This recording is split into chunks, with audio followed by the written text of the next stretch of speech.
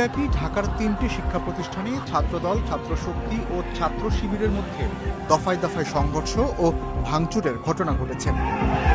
হঠাৎ উত্তপ্ত দেশের শিক্ষাঙ্গন, মুখোমুখি শিবির ছাত্রদল, ৩ দিনে ৫ ক্যাম্পাসে সংঘর্ষ।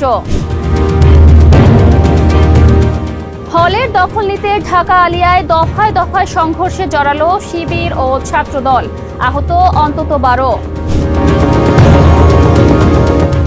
শিবির ছাত্রদল সংঘাতে রক্তাক্ত ঢাকা কলেজ, আহত ২৭, একে অপরকে দোষারোপ। বিশ্ববিদ্যালয়ের ভিতরে বহিরাগত নিয়ে এসে আমাদের ছাত্রদলের নেতাকর্মী এবং সাধারণ শিক্ষার্থী যারা আমাদের সাথে এই রাজাকারের ছবি টানানোর জন্য আপনাদের সাথে কথা বলতেছিল, তাদের উপর নিরস্ত আমাদের ভাইদের উপর আপনারা যে আক্রমণ চালিয়েছেন, আমরা তার তীব্র নিন্দা ও প্রতিবাদ জানাই। আজকে যেরকম করে প্রতিহত করেছি, প্রতিটা দিন, প্রতিটা মুহূর্ত, প্রতিটা মিনিট একই রকম করে কেলানির উপরে রাখবো। আমাকে নিক্ষেপ করে কতবার ককটেল দেখছেন, গুলি করছে। আল্লাহ পাক রব্বুল আলামিন এতদিন যখন দেশের পক্ষে লড়াই করার জন্য বাঁচিয়ে রাখছে, খন্দকার এনাম রবিউল ইসলাম নয়ন যতদিন পর্যন্ত জীবন আছে দেশের পক্ষে এভাবে লড়াই করে যাবে। এসব ককটেল, বোম, গুলি এইসব দিয়ে আমাদেরকে দমিয়ে রাখা যাবে না। সম্মানিত দর্শক, ছাত্রদল এবং শিবিরের ভয়ঙ্কর সংঘর্ষ শুরু হয়েছে। ইতিমধ্যে কিন্তু এই ছাত্রদল এবং শিবিরের সংঘর্ষে রণক্ষেত্র পরিণত হয়েছে। দর্শক, এই ছাত্রদল এবং শিবিরের যে সংঘর্ষ, সেখানে বর্তমান পরিস্থিতি এবং ইতিমধ্যে কিন্তু ৫০ জন শিবিরে নিহত হয়েছেন এবং অনেকে আহত হয়েছেন। দর্শক, তাদের এই সংঘর্ষকে কেন্দ্র করে যেভাবে রণক্ষেত্র শুরু হয়েছে, এই ভিডিওর মাধ্যমে আপনারা দেখলে রীতিমতো অবাক হয়ে যাবেন। জামাত, এনসিপি এবং শিবির সকলে ঐক্যজোট হয়ে বিএনপির ছাত্রদল এবং যুবদলের সাথে যে সংঘর্ষ হয়েছে, সেখানে বর্তমান পরিস্থিতি চলুন এই ভিডিওতে আমরা দেখে আসি। দর্শক, ভিডিওটি অবশ্যই শুরু থেকে শেষ পর্যন্ত দেখবেন। চ্যানেলে নতুন হয়ে থাকলে সাবস্ক্রাইব করে রাখবেন পরবর্তী ভিডিওর জন্য। লাইক করে দেখতে থাকুন সম্পূর্ণ ভিডিওটি। জগন্নাথ বিশ্ববিদ্যালয় ক্যাম্পাসে উত্তেজনা। যোগসুর কর্মসূচিকে কেন্দ্র করে ছাত্রদল ও শিবিরের মধ্যে দফায় দফায় সংঘর্ষের ঘটনা ঘটেছে।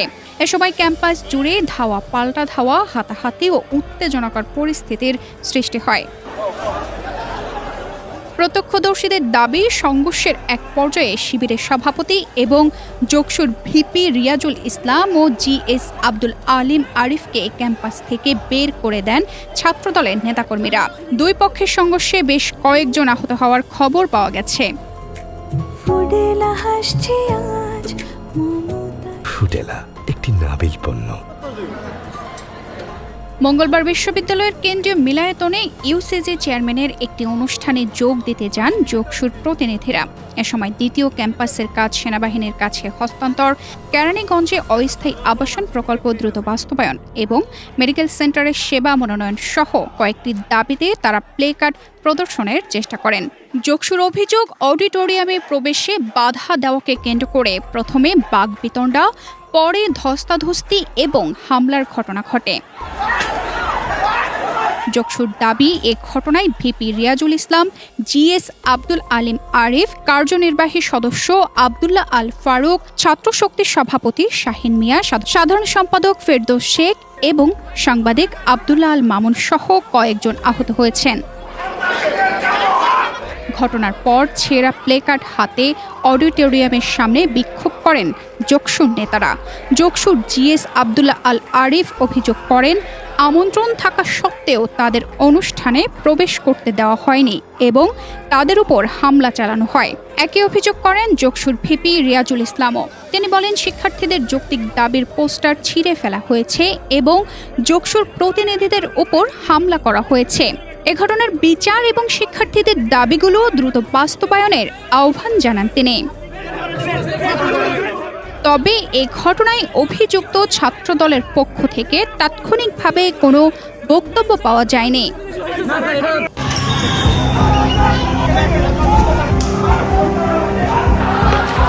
দিনব্যাপী ঢাকার ৩টি শিক্ষা প্রতিষ্ঠানে ছাত্রদল, ছাত্রশক্তি ও ছাত্র শিবিরের মধ্যে দফায় দফায় সংঘর্ষ ও ভাঙচুরের ঘটনা ঘটেছে।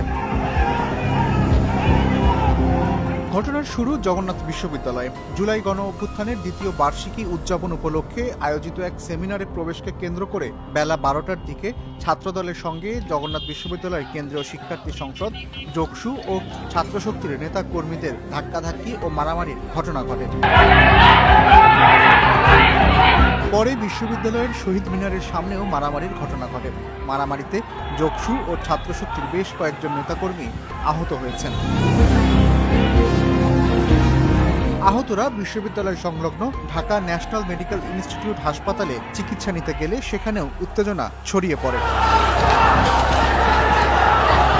ন্যাশনাল মেডিকেল হাসপাতালের ভেতরে চিকিৎসা নিতে যাওয়া যোগসু ও জাতীয় ছাত্রশক্তির নেতাকর্মীদের উপর হামলার ঘটনা ঘটে। কবি নজরুল সরকারি কলেজ ও সরকারি শহীদ সোহরাওয়ার্দী কলেজের ছাত্রদলের নেতাকর্মীরা এই হামলা চালিয়েছেন বলে অভিযোগ করেছেন ভুক্তভোগীরা। এছাড়া হাসপাতালের বাইরে 2 দফা সংঘর্ষ হয়।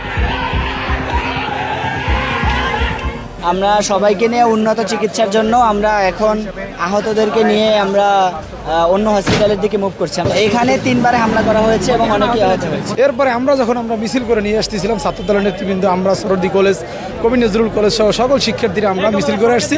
হঠাৎ করে আমাদের মিছিলের উপরে অতর্কিতভাবে ইট এবং যে ডাবের খোসা এগুলো হসপিটালের ভিতর থেকে নিক্ষেপ করতেছিল। এরপরে আমরা ওখানে টিকতে না পারে আমরা পিছিয়ে সরে আসছি। এরপরে অস্তিত্বের লড়াইয়ে আমরা টিকার জন্য শিবিরের উপরে আমরা হামলা করি। বিকেল 4টা পর্যন্ত এসব সংঘর্ষে উভয় পক্ষের অন্তত 50 জন আহত হয়েছেন। গুরুতর আহত 6 জনকে ন্যাশনাল মেডিকেল হাসপাতালে ভর্তি করা হয়েছে। এদিকে জগন্নাথ বিশ্ববিদ্যালয়ের মারামারি রেশ পৌঁছে যায় ঢাকা কলেজেও। পাল্টাপাল্টি উত্তেজনার পর বেলা 3টায় সেখানেও ছাত্রদল ও ছাত্র শিবিরের নেতাকর্মীদের মধ্যে মারামারির ঘটনা ঘটে। এতে উভয় পক্ষের কয়েকজন আহত হন বলে জানিয়েছে পুলিশ। পরে ছাত্রদলের নেতাকর্মীরা ক্যাম্পাসের বাইরে মূল সড়কে মিছিল করে আর ছাত্র শিবিরের নেতাকর্মীরা ক্যাম্পাসের ভেতরে অবস্থান নেয়। অন্যদিকে রাজধানীর বকশীবাজারে সরকারি আলিয়া মাদ্রাসার সামনেও ছাত্রদল ও ছাত্র শিবিরের নেতাকর্মীদের মধ্যে সংঘর্ষ হয়েছে। 4 আগস্ট বিকেল 5:15টার দিকে আলিয়া মাদ্রাসার সামনের সড়কে 2 পক্ষের মধ্যে পাল্টাপাল্টি ধাওয়া শুরু হয়। তারা ইটপাটকেল নিক্ষেপ করেন। এতে বেশ কয়েকজন আহত হন। সংঘর্ষের সময় ছাত্রদলের সঙ্গে স্থানীয় যুবদল ও বিএনপির নেতাকর্মীরাও যোগ দেন। পরে প্রায় 2 ঘন্টার মতো সংঘর্ষ বন্ধ থাকলে যান চলাচল স্বাভাবিক হয়। আবাসিক হলের কক্ষ দখল নিয়ে পাল্টাপাল্টি অভিযোগের পর এই সংঘর্ষ বাধে বলে জানিয়েছেন তারা। আজকে যেরকম করে প্রতিহত করেছি, প্রতিটা দিন, প্রতিটা মুহূর্ত, প্রতিটা মিনিট একই রকম করে কেলানির উপর রাখবো। আমাকে নিক্ষেপ করে কতবার ককটেল দেখছেন, গুলি করছে। আল্লাহ পাক রব্বুল আলামিন এতদিন যখন দেশের পক্ষে লড়াই করার জন্য বাঁচিয়ে রাখছে, খন্দকার এনাম রবিউল ইসলাম নয়ন যতদিন পর্যন্ত জীবন আছে দেশের পক্ষে এভাবে লড়াই করে যাবে। এসব ককটেল, বোম, গুলি এইসব দিয়ে আমাদেরকে দমিয়ে রাখা যাবে না। সম্মানিত দর্শক, আশা করি সকলে পুরো ভিডিওটি দেখলেন। এই ভিডিও সম্পর্কে অবশ্যই আপনাদের মতামত ভিডিওর কমেন্ট বক্সে লিখে জানাবেন। দর্শক, এই ধরনের প্রতিনিয়ত আপডেট ভিডিওগুলো সবার আগে পেতে অবশ্যই চ্যানেলটিকে সাবস্ক্রাইব করে পাশে থাকা বেল বাটনটি অন করে রাখবেন পরবর্তী ভিডিওগুলো সবার আগে পাওয়ার জন্য। আজকের মতো ভিডিও এখানে শেষ করলাম। দেখা হচ্ছে পরবর্তী কোনো এক নতুন ভিডিওতে। সেই পর্যন্ত ভালো থাকবেন, সুস্থ থাকবেন এই কামনা করে বিদায় নিলাম। আসসালামু আলাইকুম ওয়া রাহমাতুল্লাহ।